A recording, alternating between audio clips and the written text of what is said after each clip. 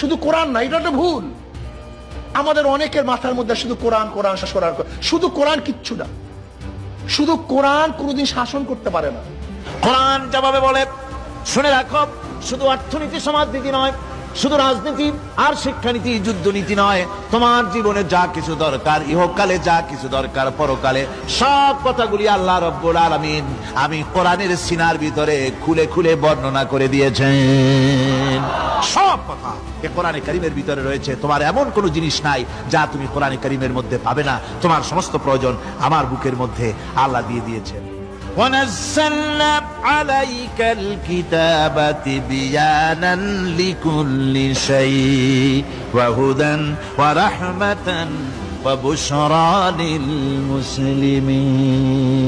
কোরআন যেভাবে বলে, শুনে রাখো, শুধু অর্থনীতি সমাজনীতি নয়, শুধু রাজনীতি আর শিক্ষানীতি যুদ্ধনীতি নয়, তোমার জীবনে যা কিছু দরকার, ইহকালে যা কিছু দরকার, পরকালে সব কথাগুলি আল্লাহ রব্বুল আলামিন আমি কোরআনের সিনার ভিতরে খুলে খুলে বর্ণনা করে দিয়েছেন।